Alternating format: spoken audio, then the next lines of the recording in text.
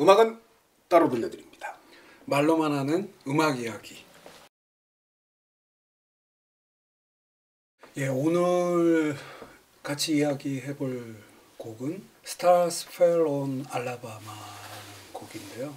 깨끗하고 담담한 발라드인데 1934년에 프랭크 퍼킨스라는 분이 작곡하고 미첼 페리시라는 분이 작사한 곡이라고 하는데 1833년에 알라바마에 하룻밤에 한 3만 개의 유성우가 쏟아지는 그런 우주쇼가 있었나 봐요. 100년 가까이 후에 1934년에 칼 파머라는 작가가 Stars Fell on Alabama라는 소설 내용은 정확히 모르겠으나 그때 그 유성우를 소재로 한 소설을 썼고, 그러니까 그 소설이 네. 거의 그 여행기 같은 소설이라고. 그래요? 그러니까 20년대 알라바마를 갖다가 다 이렇게 뒤집어 엎으면서 낸 책이라고. 그러니까 알라바마에 별들이 쏟아지는 듯한 어떤 그러한 감성을 갖고 소설을 썼고, 그 소설을 제목을 차용해서 이 프랭크 퍼킨스하고 미첼 페리시가 작곡을 한 곡인데, 이번에 김 감독이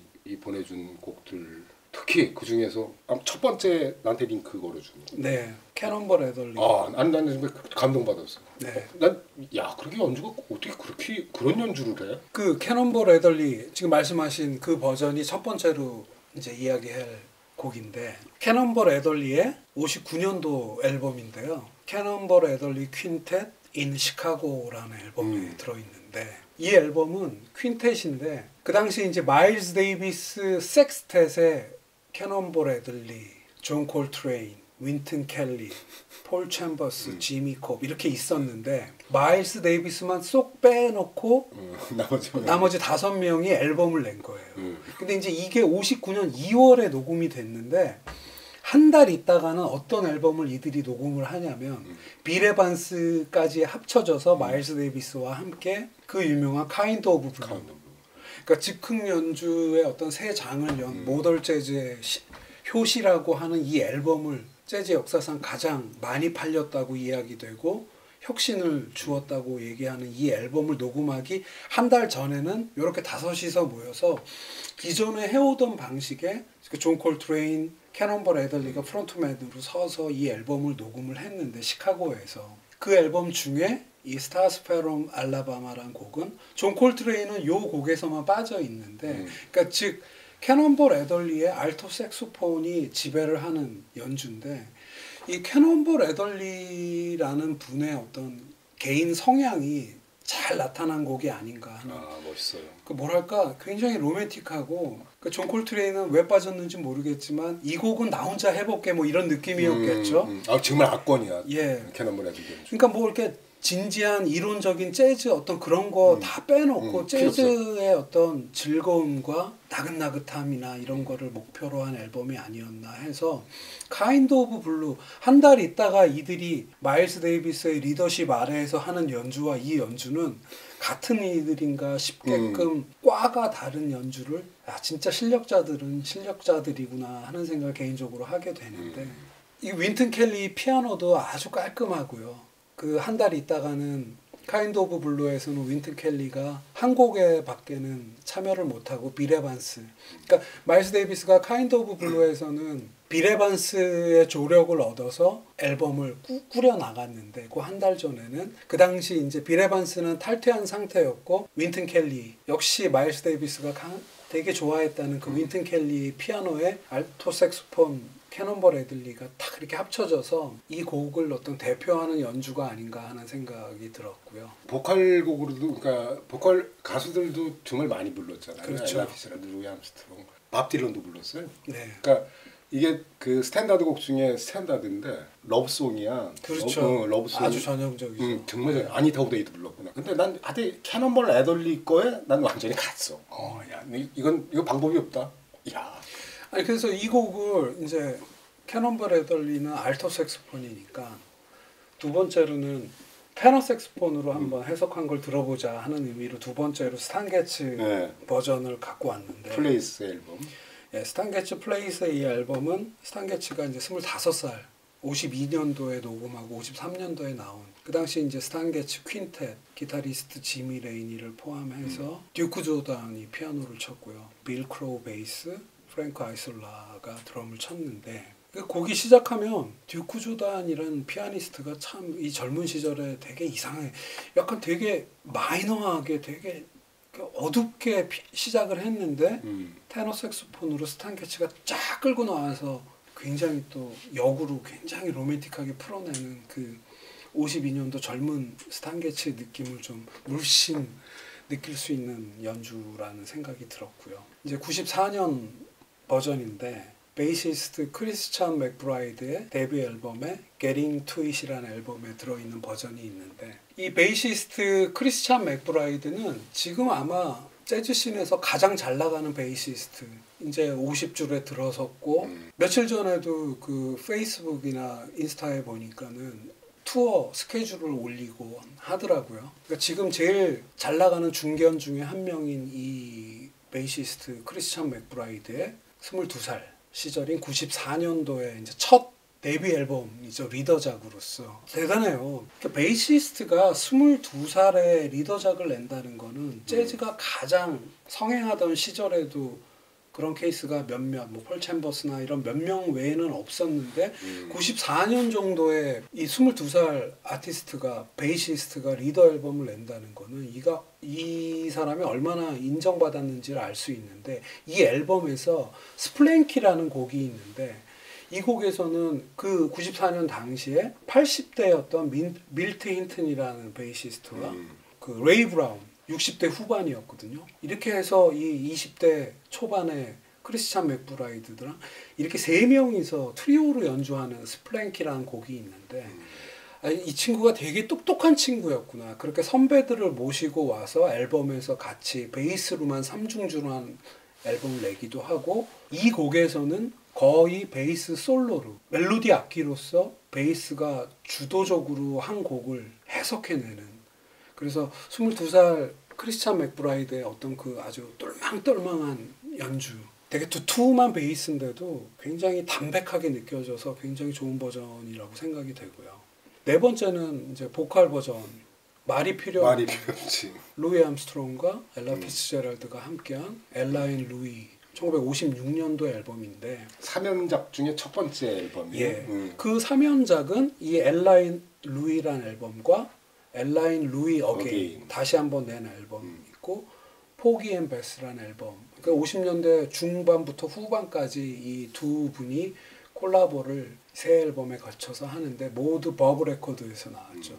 그러니까 저는 이 두 분의 보컬이나 뭐 그거의 어우러짐은 충분히 이야기를 해왔기 때문에 그 주변 이야기를 하자면 도대체 이런 앨범을 기획해내는 사람 이 앨범 이 아티스트들 자체가 주인공이 돼서 이렇게 뭐 예를 들어 엘라 피츠제럴드 선생이 루이 암스트롱 선배님이랑 같이 할래 이런 게 아니고 이 버브 레코드의 창립자이기도 한 노먼 그랜츠라는 프로듀서가 모아서 이 기획력도 대단하지만 이 두 분이 프론트가 돼갖고 이 앨범을 내는데 반주자들을 누굴 사용할 거냐 엄청나죠. 드럼의 버디 리치 그리고 오스카 피터슨 트리오 그 당시 오스카 피터슨, 레이 브라운, 허브 앨리스 근데 이들이 완전히 이 두 사람 프론트맨 두 보컬리스트 밑에 쫙 깔려서 평소에 하던 식이 아니고 아주 얌전하게 아주 진중하게 반주만 해주는 거기에도 약간 리스펙이 가더라고요. 그 시절에 루이 암스트롱 정말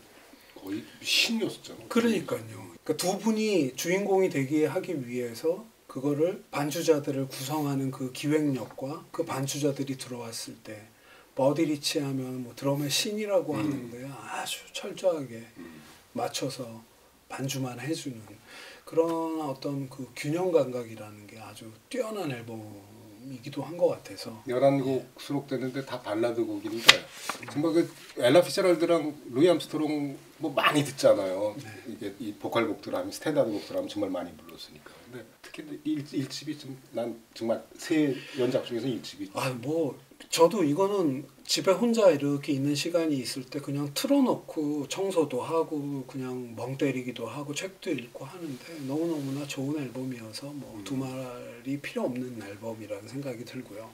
다섯 번째로 고른 버전은 팝 버전이죠. 2014년에 She and Him이라는 그룹이 있어요. 듀엣인데 영화 500일의 썸머에서 여자 주인공 서머 역할을 했던 주이 디샤넬이라는 이 여배우가 음악적 재능도 뛰어나고 보컬도 너무너무 담백하고 예쁜 목소리를 갖고 있어서 그 인디 락 기타리스트인 엠 워드라는 사람과 둘이 듀엣으로 프로젝트 그룹을 만들어서 판을 여러 장을 내는데 2014년 앨범에 그 앨범 이름은 클래식이라는 앨범인데 이 클래식스라는 앨범에 이 스타스페론 알라바마를 첫 곡으로 불렀는데 그 주이 디샤넬이 연기도 너무너무나 잘하지만 이 음악을 할 때 그 보컬의 특색이 아주 좋아요. 굉장히 요즘 목소리고 요즘식으로 노래를 하는데 목소리가 가진 음색이나 이런 거는 굉장히 고풍스럽고 복고적이랄까. 그래갖고 연주도 해요? 그러니까 다른 곡들에서 우쿨렐레나 뭐 이런 거를 치면서 연주도 하는데 대부분의 거는 이제 사이드맨들과 함께 그 에머드가 반주나 이런 걸 하고요. 에머드도 물론 보컬도 잠깐씩 들어오긴 하지만, 그러니까 주이 디샤넬을 이렇게 받쳐주는 느낌의 그룹인데 그 인디 팝 듀오죠. 그래서 꽤 인기 있는 곡들도 많고 크리스마스 앨범도 하나 내서 거기에서 여러 캐롤들을 주이 디샤넬 목소리로 들을 수도 있는데 아주 예쁜 버전이어 갖고 한번 다섯 번째로 골라봤고요. 주이 디샤넬은 사실 그 은하계를 여행하는 히치하이커들이 안에서 거기 지구인 캐릭터로 나온 그렇죠. 배우잖아요. 아니 노래랑 곡이랑 정말 그 목소리가 잘 맞더라고요. 네, 아주 담백하게 해석을 해서 아주 좋은 버전이라고 생각이 됩니다. 네. 원래 여기서 끝내려고 했는데 사실은 이 곡을 제가 제일 좋아하는 버전은 역시나 키스 자렛 트리오의 버전을 가장 좋아하거든요. 키스 자렛이 해석한 스타스페론 알라바마라는 곡을 가장 자주 듣기도 하고. 근데 링크가 안 되죠. 링크가 안 되죠. 그러니까 유튜브에 올라올 수가 없기 때문에 ECM 곡이기 때문에. 키스 자렛 트리오가 2009년에 연주를 하고 2013년에 낸 앨범이 있는데 Somewhere라는 앨범이고요.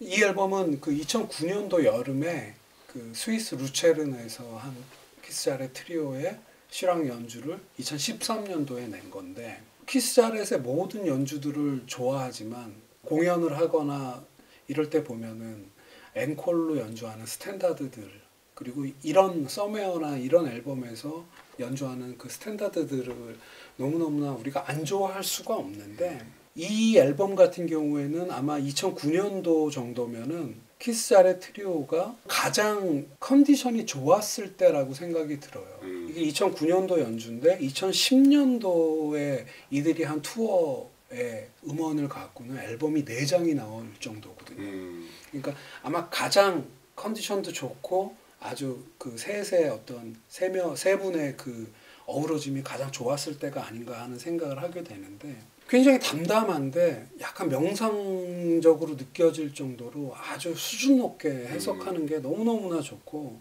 이 세 분, 그러니까 키스 자렛, 게리 피콕, 잭 드조넷 이 세 분의 어떤 그 서로 간에 이 연주를 듣고 있으면은 이렇게 이 세 명이 얼마나 서로 말하지 않아도 뭔가 이렇게 어떤 깊은 뭐 이해 같은 거가 이렇게 느껴질 정도.